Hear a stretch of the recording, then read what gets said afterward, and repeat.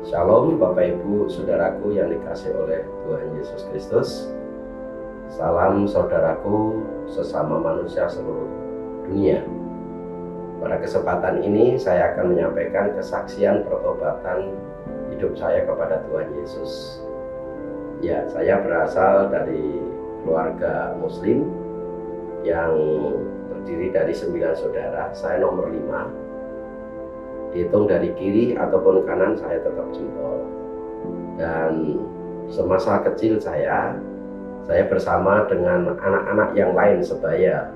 Waktu itu umur kelas 2 SD ya, bersama-sama dengan kawan-kawan ikut-ikut, yaitu bergabung dalam sebuah rumah untuk mengadakan nyanyi-nyanyi yang waktu itu memuji-muji, intinya memuji Tuhan gitu. Nah, dalam kehidupan kami saya memang diajarkan tentang ajaran-ajaran Muslim dan juga ajaran-ajaran tentang Kristen. Sampai pada saatnya saya kelas 5 SD, kepala sekolah saya kemudian mengumpulkan di aula. Seluruh anak di SD itu dikumpulkan dan disampaikan bahwa anak-anak mulai hari ini tidak ada yang berkepala dua. Artinya jangan sampai menganut dua agama, harus pilih salah satu. Nah, di saat itulah kemudian saya berdiam diri bersama dengan teman-teman anak-anak yang dikumpulkan, kemudian diminta untuk berdoa, mengambil sikap untuk menentukan pilihan. Nah, pada waktu saya berdoa, Bapak Ibu, saya berdoa jikalau nanti doa saya keluar Bismillahirrahmanirrahim, maka saya adalah orang Muslim. Tetapi jikalau nanti doa saya adalah keluar Tuhan Yesus, maka saya orang Kristen. Itu saja.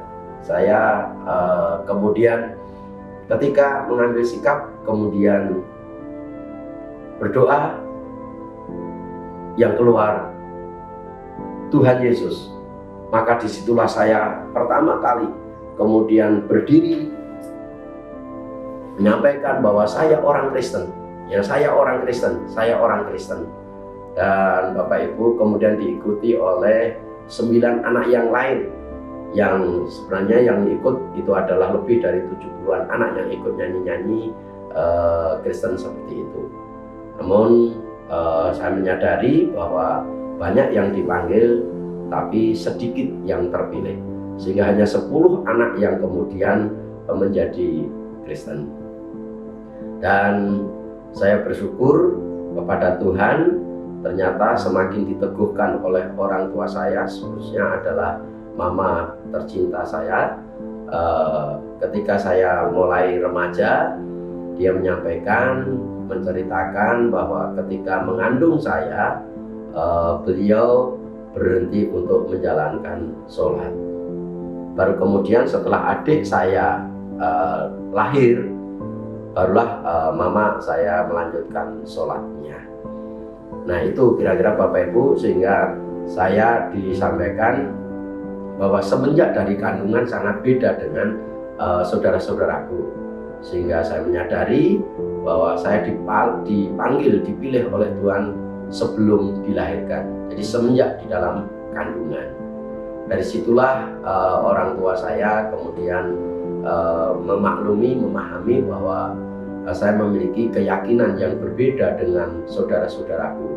Namun kami hidup dalam kerukunan yang sangat luar biasa. Kemudian dari situlah saya sesungguhnya sulit untuk mengakui yang namanya Yesus Kristus itu Tuhan. Mengapa? Karena Yesus Kristus itu dilahirkan dari perawan Maria. Dari situlah saya sulit sekali untuk mengakui. Namun oleh karena pencerahan daripada Roh Kudus, kemudian disadarkan bahwa benar bahwa Yesus Kristus itu adalah Allah yang hidup. Karena Yesus Kristus berasal dari Roh Kudus yang dikandung di kandungan Maria, kemudian dilahirkan dan menjadi juru selamatku kini dan selama-lamanya.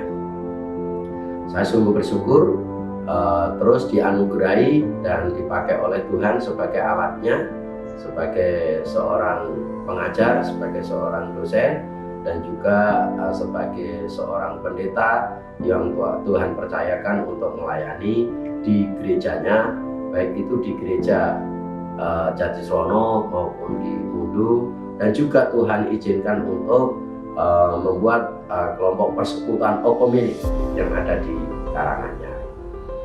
Demikian Bapak Ibu Saudara yang dikasihi oleh Tuhan, dan ayat yang paling berkesan dalam hidup saya adalah Matius 6 ayat 33 yang bunyinya demikian: carilah dahulu kerajaan Allah dan kebenarannya, maka semuanya itu akan ditambahkan kepadamu.